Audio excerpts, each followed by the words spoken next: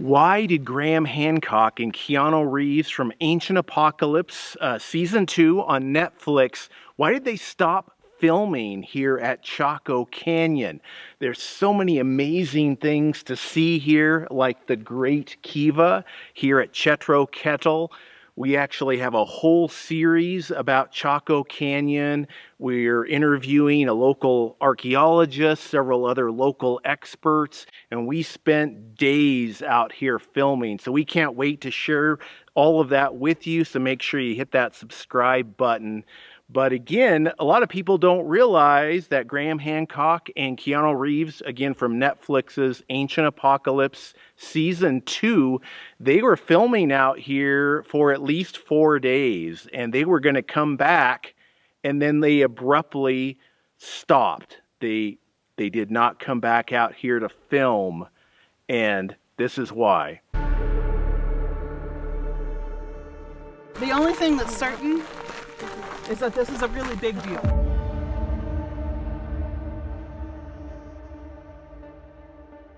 I think a lot of the answers are here.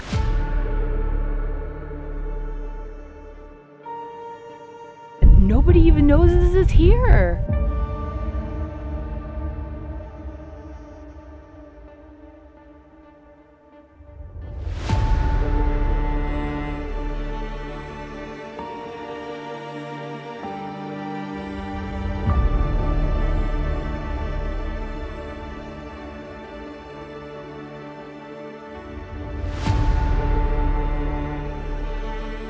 They have evidence, and they dug down and they found proof. Our culture, now, with all of our technology and advancements, we could not replicate this.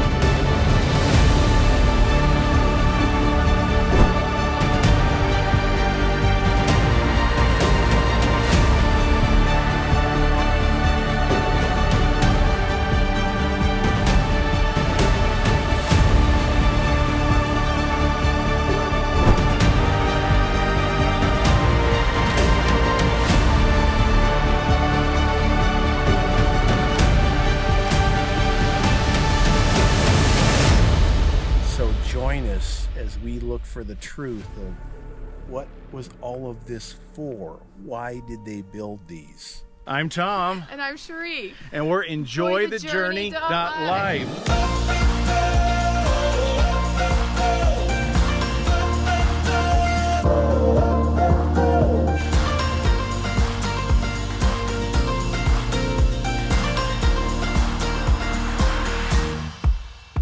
Now, if you haven't heard of Ancient Apocalypse, the series on Netflix, it's basically about exploring fringe and alternative archaeological theories on ancient civilizations. There's new information, new data being revealed all the time, and Graham Hancock likes to expose that. And not everybody likes that, which we're going to get into here in some detail. But Cherie and I are both fans. We loved season 1 on Netflix, and we're excited to watch season 2. And whether you agree or disagree with the theories, I think it is a very interesting show to watch. So who are Graham Hancock and Keanu Reeves? Well, I would imagine more people have heard of Keanu Reeves than Graham Hancock. Keanu Reeves, maybe most famously known as an actor in the hit movie series The Matrix, which I personally really enjoyed. And Graham Hancock is a former journalist from Britain. He took a real interest in uncovering lost ancient civilizations that date back a lot farther than typical archaeological history has accepted. And he's put out a lot of different theories, and people have called him a quack, a pseudoscientist, and he is not a formally trained archaeologist, but he is exposing various theories and also the new evidence that is coming out. And again, whether you agree or disagree with him, I think the show and some of the evidence presented is compelling. Now, whether you agree with Graham Hancock's theories or not, I want to back up to what is archaeology? What is science? And I'm not an archaeologist. We're just out here learning. Cherie and I are just amateurs that are curious about the truth. And I thought that's kind of what archaeology and science is all about. It's about finding the truth.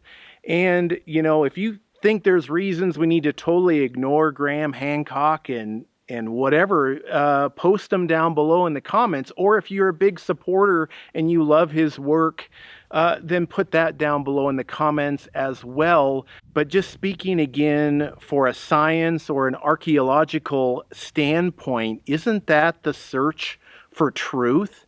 And isn't history and science always evolving? We're making new discoveries all the time. And what it was once considered a fringe theory or pseudoscience gets accepted. There are many, many fringe theories, like the theory of continental drift was a fringe theory, but now it's the accepted theory on how our continents move around the planet. Back in grade school, I was taught that Columbus discovered America, and that's not true. So they've tweaked or are rewriting the history books. Or the Big Bang Theory for the formation of the universe.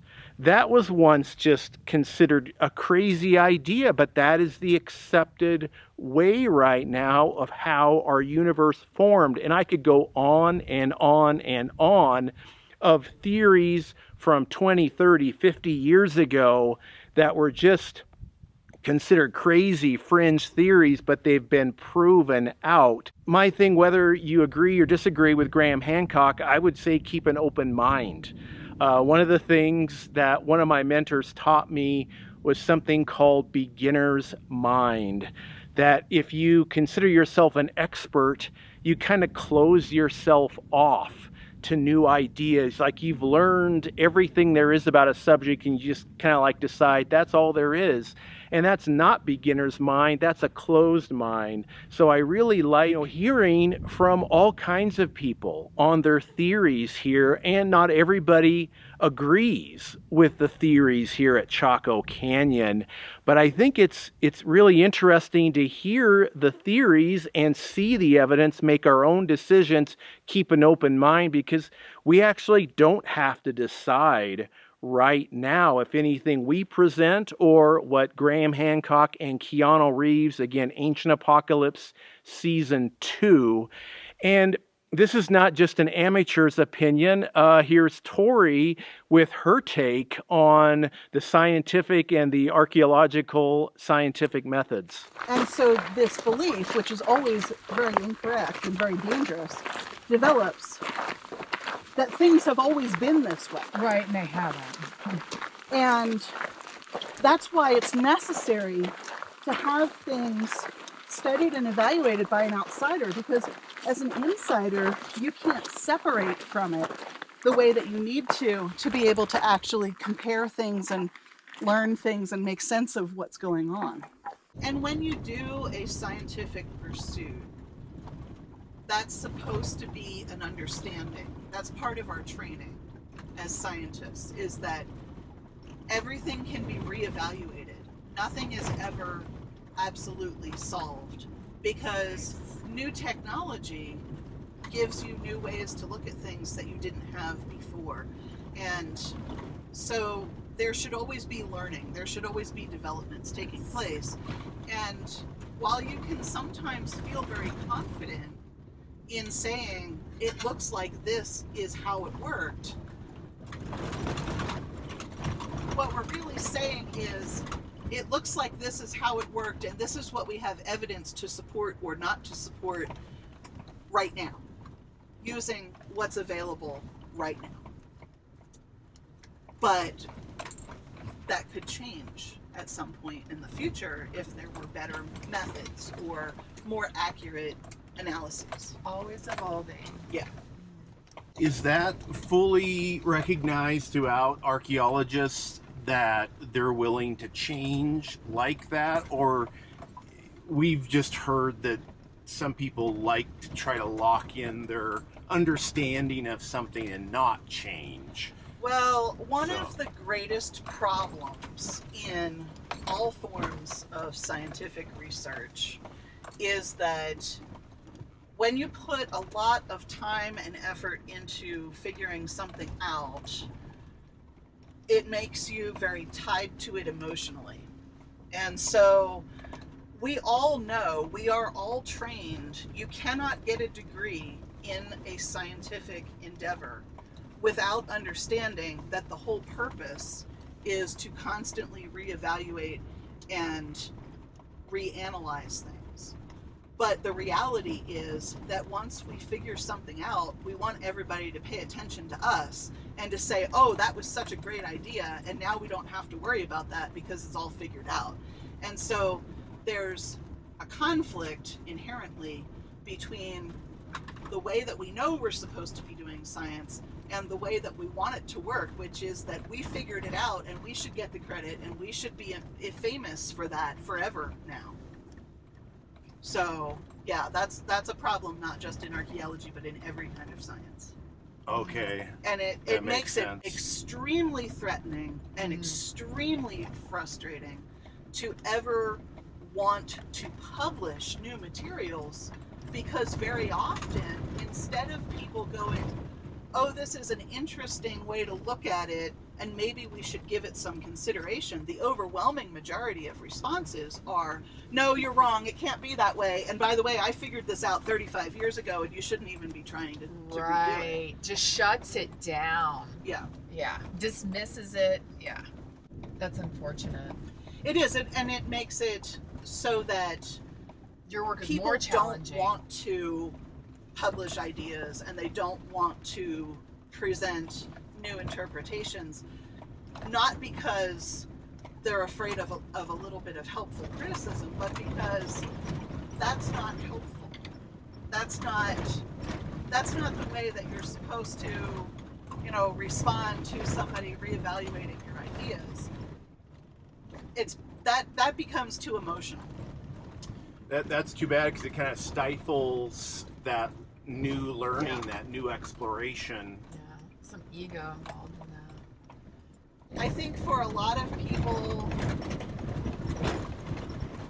they end up teaching at universities, and that makes them feel like they're an authority, and it makes them feel like they know everything. Yeah. And a lot of times people do that until they get tenured, and then they just stay until they die. And so it goes on for a long, it's not generational, it goes on for a much, much longer period of time, because the turnover is very slow for new people to get into the university system and to begin teaching classes themselves and stuff, because there's so many people who are still there who are like, you know, in their 80s, or I mean, some of them are very good professors. I had a lot of them, but they also tended to be very certain about things that they had figured out 50 years ago when they were young, and still leaning on those ideas, and sometimes not very open to other ways of looking at things. Yeah. I guess if they're not in the field, then they're not really necessarily experiencing anything new. Right. It can be really difficult if, you know, all of you get very isolated, I guess, when you are teaching and just working in a lab. And sometimes it's easy for people to forget that there's a whole world out there where things might be happening. And you probably hear a lot of different theories. Oh, yeah. Different, yeah. But I know there's probably millions of theories Well, around. there are, even amongst researchers. You know, you can, unfortunately, that's one of the consequences of studying groups that don't have writing, is that you can study the same elements of data, and your own training and your own experiences and background can make you interpret that data in a very different way than someone else. And so you do have, even amongst researchers, some very, very different opinions about how Chaco worked and what was really happening here and what the social organization was like. And, you know, nobody actually knows. We can say, you know, it doesn't look like this is supported, or it doesn't look like this is supported, but that doesn't mean that the whole perspective is wrong, or the whole interpretation. Just maybe certain parts are right and certain parts are wrong for all of us. We just don't know which ones. And so that makes it interesting. It means that there's still a lot to learn, but it also makes it very frustrating for certain types of people, because there are people who like to ask questions and there are people who like to have answers. And usually those people are not the same people. Right. That's well said. Yeah. So Chaco Canyon is in New Mexico, and just a few hundred miles from here in White Sands National Monument. And this is a recent discovery. Just a few years ago, they discovered human footprints that date back 21,000 to 23,000 years old. This is many thousands of years older than the first humans were thought to have been here in America.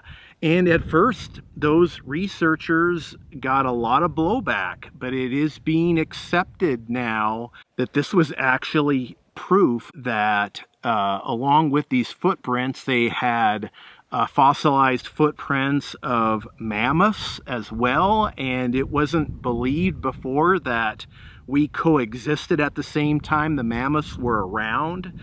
This new evidence goes against the Clovis first model that the first humans that came across the Bering Land Bridge around 13,000 years ago. So it adds like another 10,000 years on that, and it predates the Vikings. Now, not everybody is excited about these new discoveries. The Native Americans, the Indigenous people here, actually, their origination story is that they were here first. They were the first humans here, and they take strong offense at the idea that there were earlier humans here in the Americas.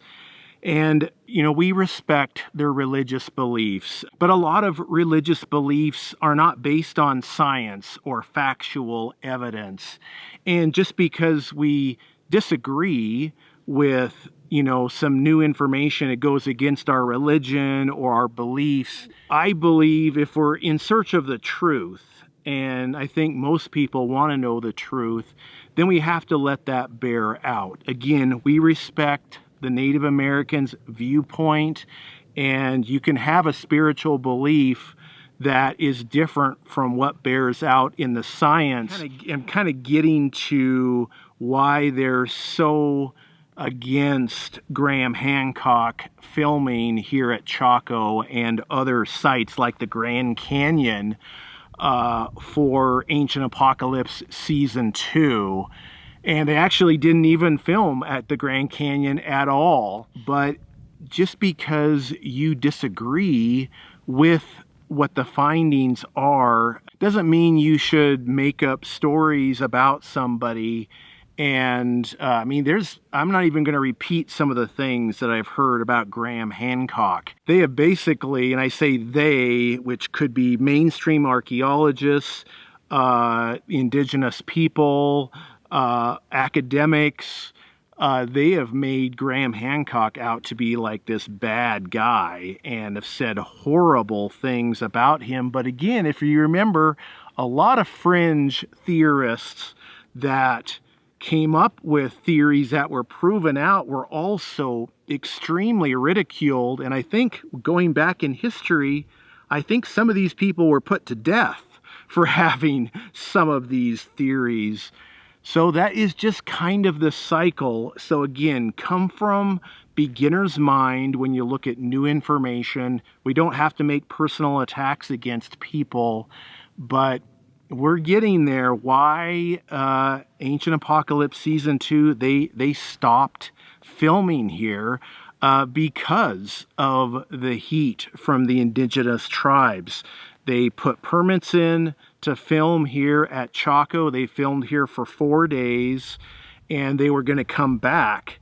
And they had the permits for that, but they pulled the plug at the last minute. They had permits at Grand Canyon National Park in Arizona, and they never started filming there. The permits were held up a little bit by the National Park Service, but it even came down from Washington, Upper High Management National Park Service, that you have to approve these permits, that we can't not approve it. Probably freedom of speech, freedom of information, something like that. And actually, we had to apply for the same permit to film here at Chaco Canyon. Now, as reported in the Guardian newspaper, numerous tribes lodged strenuous complaints against Graham Hancock and the government for allowing them to film. It did hold up the permit, but they were actually issued. So Ancient Apocalypse could have done all of the filming that they wanted to. Some speculate that they did want to respect the indigenous people's beliefs and just figured they would film in other parts of the Americas like Peru and Brazil. But I believe that it is still going to be covered in part of the series since they did film at least 4 days here at Chaco Canyon. Now, for Cherie and I, this is an exciting time with so much new evidence coming out about ancient cultures and how people first got here, and the technology that we're uncovering is just mind-blowing here. So again, make sure you hit that subscribe button. Comment down below, are you going to be watching Ancient Apocalypse Season 2? Let us know, and we look forward to you joining us as we explore in depth, in detail here, all of the great things here at Chaco Canyon. And for our next video, you can click right here. There's lots of different interpretations, and any one of them might be right or wrong or part. You just keep yourself open to what unfolds. The only thing that's certain is that this is a really big deal.